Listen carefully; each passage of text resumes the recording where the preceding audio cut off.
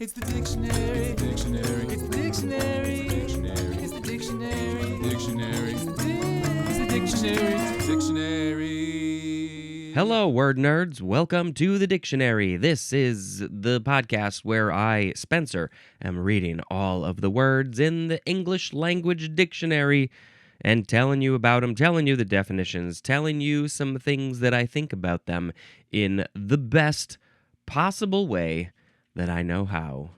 The first word in this episode is game hen. 2 words. The previous episode we had game cock. So let's see what this is. Noun from 1975.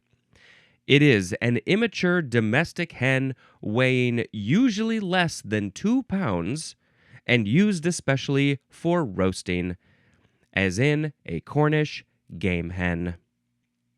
So, yeah, we had game cock in the previous episode, which was the rooster used for fighting in games, but the game hen, was it used like as game? Like, are you hunting this chicken? I don't think you need to hunt chickens. I think that they're relatively easily catchable, or at least the ones on the farms are. I don't know. Yeah, very different things. We're cooking up the hen, and we're letting the cocks fight. Okay, that's what we're doing. Great job, everybody, for murdering birds. Hey, let's make a sound effect. What are we gonna do? We're gonna go, what? Next we have gamekeeper. 1 word, noun from 1659. The person who keeps the games. I am the gamekeeper. I am holding all the games. You have to answer my 3 riddles before I can give you a game. Okay, the gamekeeper is a person in charge of the breeding and protection of game animals or birds on a private preserve. So there's an area owned by a private person. They own the land. There are a number of animals living on the land, and so the gamekeeper, they run the whole show. They're keeping the animals protected, and they are in charge of breeding the animals. I don't know what kind of animals they have on here. I'm thinking like peacocks and maybe ligers. Maybe those are some of the animals that the gamekeeper keeps track of. The game animals. That's what we're calling them because they're game. Okay. What? Next we have gamelan or gamelan. Gamelan, noun from 1817. This is an Indonesian orchestra made up especially of percussion instruments like gongs, xylophones, and drums. This is I think it's a Java word. Java is one of the islands in Indonesia, I believe. My sister, many years ago, took a trip to Bali. I think she was there for like a month in a summer or something like that. And I remember her talking about gamelan, but it was not an orchestra of all these different types of instruments. It was... sorry, I'm trying to type at the same time, and I am losing my letters. It was this sort of bell xylophone instrument. So I don't know, maybe I just had incorrect information. But yeah, this gamelan, I'm looking it up. It's a musical ensemble, an orchestra that has instruments like the one I mentioned, but other ones as well. The music is complex and polyphonic, with the instruments often tuned to unique scales like slendro or pilog. Gamelan plays a vital cultural role in religious ceremonies, dance, and theater across regions like Bali and Java. So maybe I'm just mixing up the term. Maybe, I mean, I know she learned some dancing there, and so maybe she learned gamelan dancing or dancing for the gamelan or with the gamelan.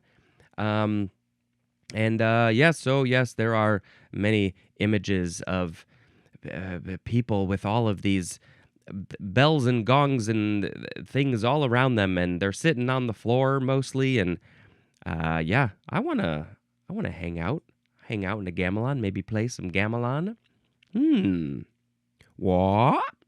Next is Game of Chance. This is from 1790. It's a game as a dice game in which chance rather than skill determines the outcome.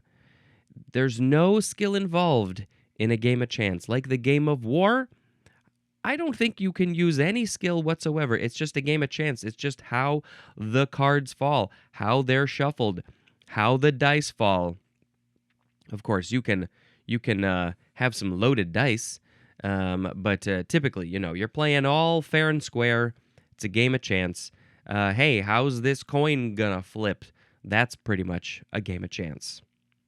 I feel like most people probably prefer games of skill. But game of chance, like anybody can play. That's kind of the thing, is that you don't have to have any skill to win or lose at a game of chance. What? Gamepad is next. 2 words, noun from 1991. It is a device having buttons and a joystick that is used for controlling images in video games. It is called also Joypad. Oh, this pad gives me so much joy as I am playing the games. And also it has a joystick. It's a double meaning of the word joy. Are people still using this term gamepad in these modern video game times? Game controller also, I think, is maybe a little bit more common. I'm thinking of PlayStation and Xbox and, of course, the Switch. These are all very, very popular things that I'm seeing people and hearing people talk about. The Switch, of course, I see out in the wild because it's so little and portable. But yes, they got buttons. They got buttons and they got joysticks. I mean, 1991, back then, the NES, the Nintendo Entertainment System, was probably the big one in that year. I think it came out in America in maybe 88 or 89, and I think I got mine in probably 90 or 91. It had just the rectangle, just that classic NES gamepad controller. And then, of course, we moved on. We upgraded to the Super Nintendo. And then, of course, there were all those other systems, the Sega Genesis and the TurboGrafx-16. And, of course, the Atari was before all of them. And the, Commodore 64, that one, those were just really joysticks, though, weren't they? I don't know if you could call those a gamepad. The Dreamcast, the Nintendo 64, the GameCube, all the Xboxes, all the PlayStations. I think we named them all. What? Next is Game Plan. 2 words, noun from 1941. What's the game plan for this podcast? I don't know. I'm just doing it day by day. Day by day. Okay, a game plan is a strategy for achieving an objective. Game plan with a hyphen is an intransitive verb. Come on, guys. We got a game plan. We gotta figure out what we're doing. Well, what's our objective? I don't know. Maybe we should figure out what our objective is first. Oh, our objective is to go get food? Okay, what's the game plan? We gotta figure out where we're gonna get food. There's 38 of us. We all have to agree on where we're gonna get food. How are we gonna get there? Are we gonna do delivery? Are we gonna go pick it up? Are we gonna go eat there? What is the game plan? What's everybody gonna eat? Game plan, make up your game plan for eating. What? Next is game point. 2 words, noun from 1903. It is a situation, as in tennis, in which one player will win the game by winning the next point. Also, the point itself is the game point. I don't have so much experience with tennis, but I do have some experience with game point in racquetball. My dad and I used to play some racquetball back in the day. Also, ping pong. Ping pong, definitely. You got some game points there. I'm usually not the one to say game point, but every once in a while, I will be the game point person. I think the last time I played ping pong, I played against somebody who was pretty good, and wow, I gave him a run for his money. I don't know how I did that. Maybe he was rusty, but I think he won the game. What? Next is gamer. Noun from circa 1630. Now, what we think of gamers today is very different than what they were probably thinking of them as in 1630. So this is number one, a player who is game. Like, oh yeah, I'm game. I'm ready to go. Let's do it. I'm ready to play this game. I'm ready to say game point at the end of the game. But especially an athlete who relishes competition. Oh, I love putting competition on my hot dog, and I call it relish. Oh, I love a good competition. Playing tennis. This is what the gamer is saying. They're ready to play the tennis or any game. Number two, a person who plays games, especially a person who regularly plays computer or video games. Typically we're thinking of them playing those digital games, but I would guess that people who are playing analog games, card games, board games, etc., they might call themselves gamers as well. Is there crossover? If you are a gamer of some kind, do you do the digital and also the analog, or do you just do one or the other? I feel like once somebody's in one of those worlds, they probably mostly stick to that, but I don't know. I would not call myself a gamer. I mean, I like games, but I so rarely play them, mostly because I don't have time. Oh, I forgot a good game that I didn't mention in the previous episode. Cards Against Humanity. Oh, that's a fun one. I once ran a game of like 12 people. I think there were so many people, and some of them had never played before, and that was quite a fun game.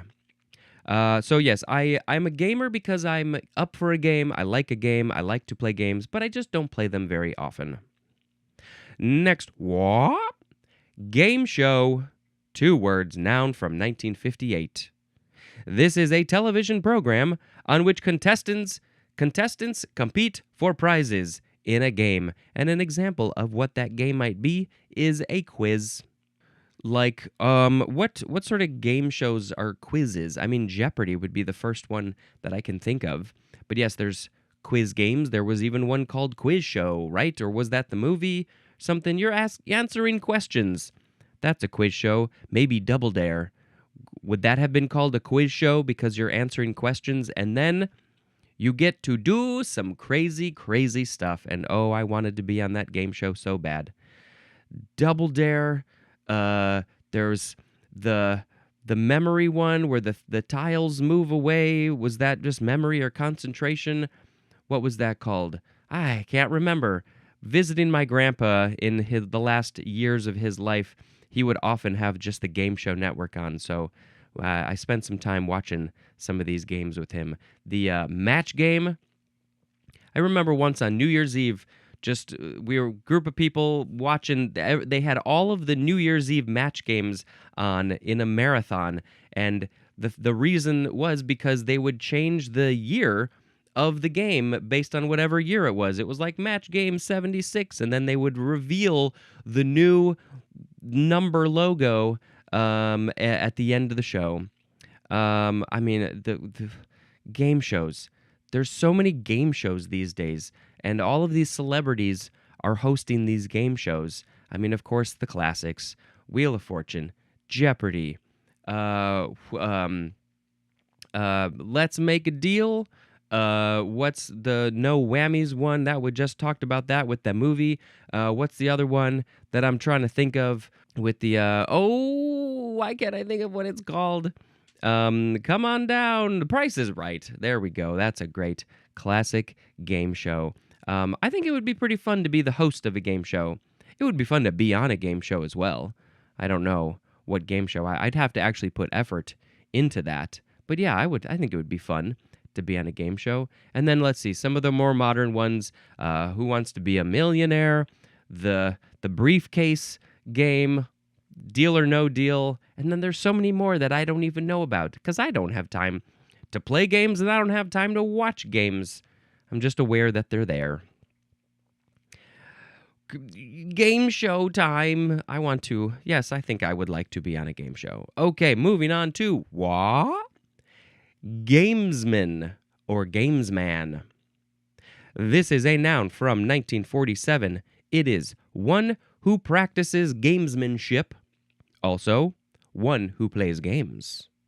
I think this is, even though the word gamer is from the 1600s, that's the term that we've been using for one who plays games. I think gamesman from the 40s, that maybe was the term that we were using for one who plays games, but we've turned it into just gamer. But they're practicing gamesmanship? What's that? Let's move on to what?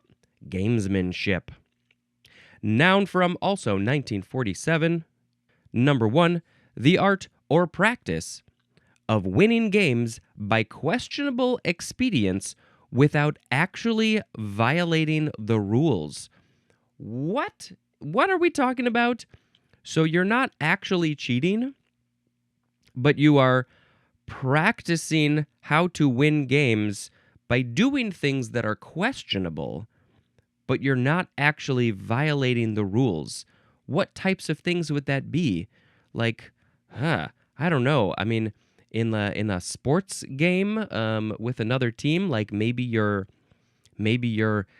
giving out a lot of fouls or something. So like they're allowed. You might be looked down upon. You might get kicked out if you give too many of them. But it's a way to adjust the game. Interesting. Okay, gamesmanship.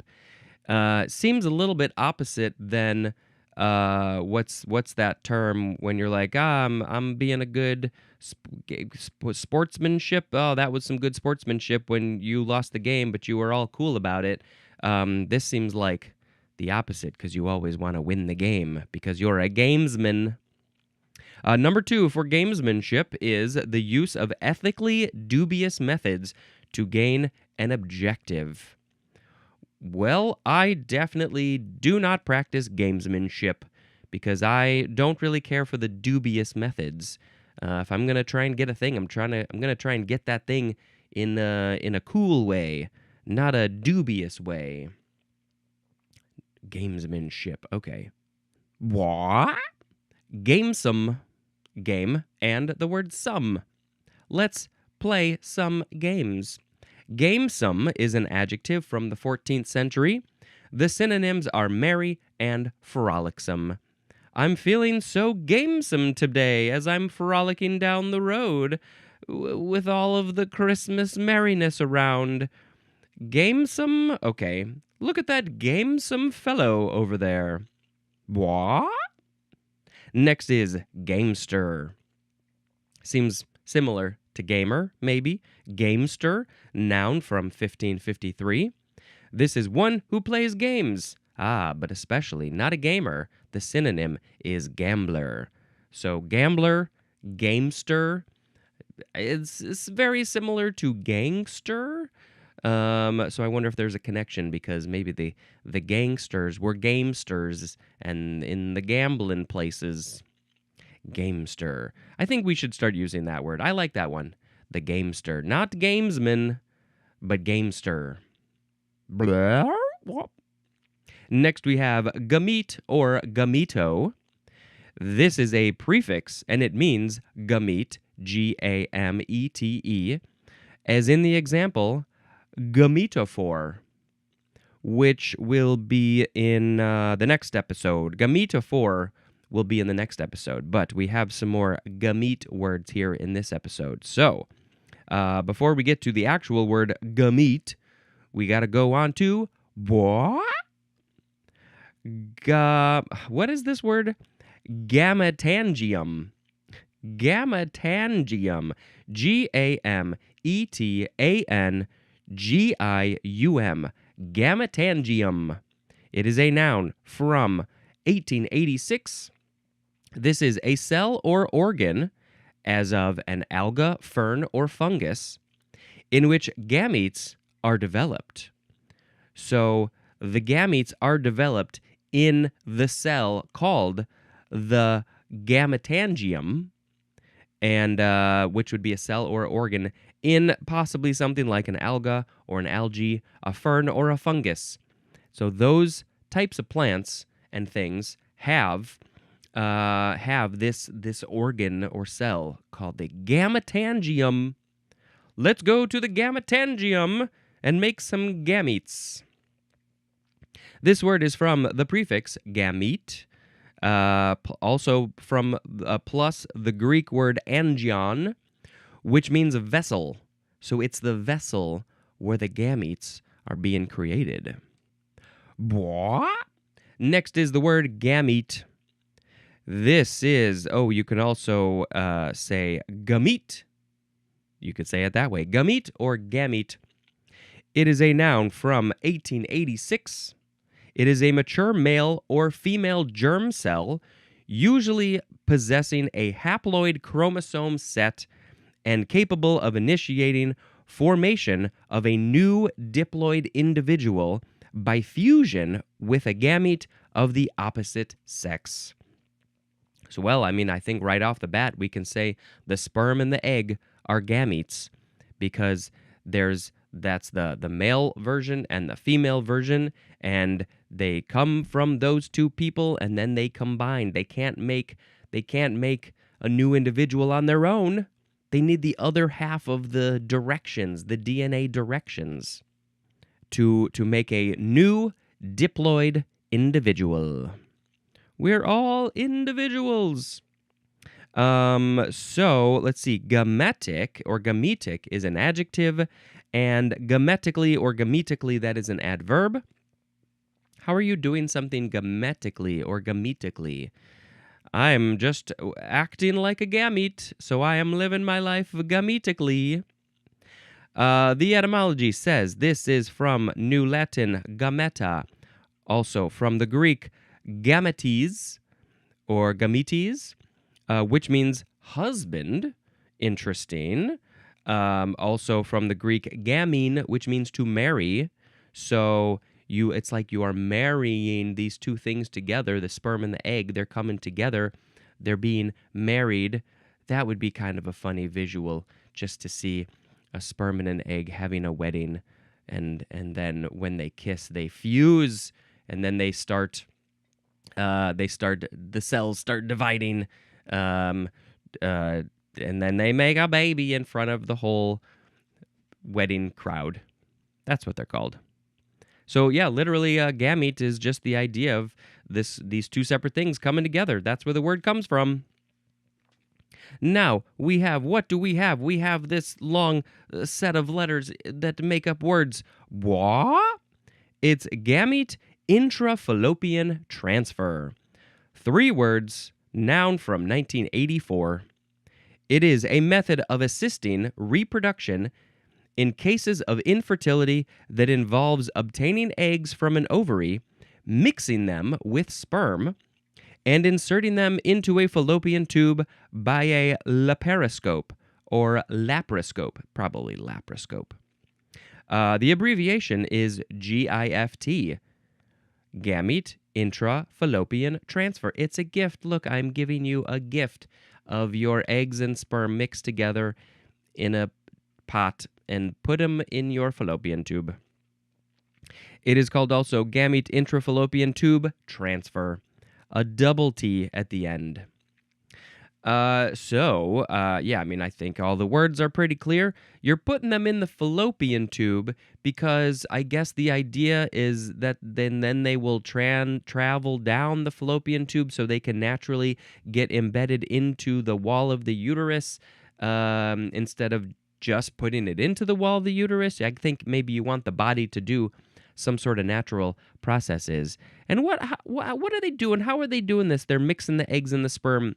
Do they literally?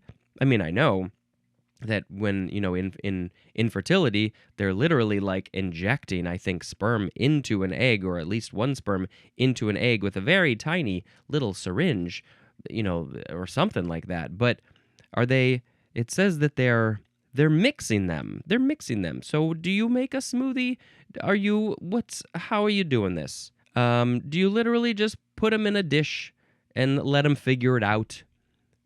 I'm sure it's much more complicated than that. Gamete intrafallopian transfer. Next, game theory. 2 words, noun, from circa 1947. Now, what were the other 1947 words? We had gamesman and gamesmanship. Maybe those people are studying game theory. This is the analysis of a situation involving conflicting interests in terms of gains and losses among opposing players. And situations where this might be being used is in business or military strategy. So in business, you've got your competition, the competitors that are out there, and so you're trying to analyze the situation with everybody's interests in mind, and you want to win, and you want your competitors to lose. So you have to use game theory. I think I need to put a link in the show notes for game theory, because what exactly is involved? We're like looking at this as if it were a game, because typically in games there's winners and losers, and in business and military and other things there's winners and losers, kind of. At least they look at that way. So you have to look at it as if it were a game. And that's it. Game theorist is a noun. Wow! Whoop. Next we have gametocyte.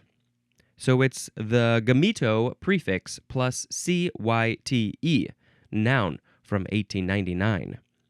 This is a cell as of a protozoan causing malaria, that divides to produce gametes. So it is a cell that divides to produce gametes. So they're coming from this cell, and it's a protozoan that's causing malaria is an example of a gametocyte, because it will divide and say, hey, let's have more malaria in all those places. Is that what we're talking about? I'm not sure. Wow! Next we have gametogenesis. Noun, from circa 1900. Oh, by the way, this is the last word. gametogenesis. It is the production of gametes. Yay, look at the factory, the new gamete factory. We've called it gametogenesis. This is where all of the gametes are being created and produced in a factory with conveyor belts. Look at all the sperm coming off the conveyor belt. Gametogenic or gametogenous, those are adjectives. Gametogenic or gametogenous. Yep, those are adjective forms of this word, gametogenesis. I guess we are okay. So if I have my information correct, people who are born with a uterus, they are not going through gametogenesis throughout their life. When they are formed in the womb, from a gamete to a baby, and they have a uterus, they do all of their gametogenesis at that time, because supposedly they have all of the eggs that they will have for their whole life in their body at that time. Now, is that correct? I feel like, that's what I've heard, but as part of me feels like, is that accurate? They definitely run out of eggs at a certain point. But let me do a quick little search of gametogenesis.